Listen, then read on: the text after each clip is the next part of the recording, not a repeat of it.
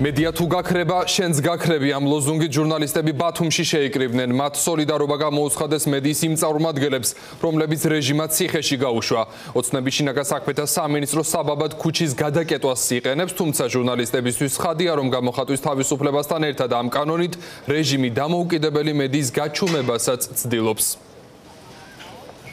მე მიწელი აგერ ფურცელზე შეწყდეს კრიტიკული მედიის დევნა, რა თქმა უნდა, ეს აქცია ახლა ჩვენაც ვატარებთ უკავშირდება ფორმულას ჟურნალისტების დაკავებას და ჩვენ მოთხოვნას უერთებით მოთხოვნას, რომ გაათავისუფლონ ჟურნალისტები, რომლებსაც მხოლოდ იმისთვის დევნიან, რომ ისინი ასრულებენ თავიანთ პროფესიულ მოვალეობას.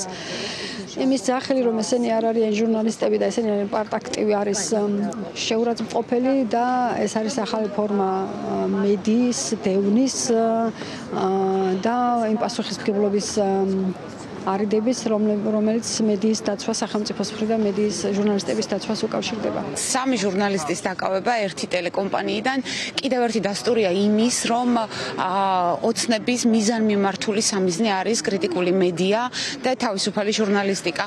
სოლიდარობა ზოგადად ძალიან მნიშვნელოვანი რომ არის ბოლო ერთმა წელმა საქართველოში ძალიან ცხადად აჩვენა და მართალი გითხრათ ვისურვებდი, რომ ამ აქციაზე კიდევ უფრო მეტი ჟურნალისტი ყოფილიყო და ჟურნალისტები არ ვიყოთ მხოლოდ გამშუქებლები, როდესაც ჩვენს კოლეგების თავისუფლების უსამართლოდ თავისუფლების აღკვეთას ეხება საქმე. მე მიყვირს უფრო მეტად ის, რომ აქ არ დგას მედია მთლიანად, ანუ ის ჟურნალისტები არ დგანან, რომლებსაც გონიათ, რომ ახლა აქვთ რაღაცა კარგი სასათბურე პირობები და მთლიანად რაღაცა არიან ამ ბიუჯეტის ან ქართული ოცნების დაფინანსებაზე და ისინი ვერ გრძნობენ იმ შემზღუდავ კანონებს და იმ რეპრესიებს, რომელიც ახლა მედიის, ქართული მედიის წინააღმდეგ მიმდინარეობს, სწორედ იმიტომ, რომ მედია არის კრიტიკული ხმა, მედია არის თავისუფლების სადარაჯოზე, მედია არის იმ მოქალაქეების დაცვის სადარაჯოზე, რომლებსაც შეიძლება რაღაც პრობლემები ჰქონდეთ, აშუქებს კორუფციას, უქმნის იმ ჯგუფს, ერთ ჯგუფს რაღაც დისკომფორტს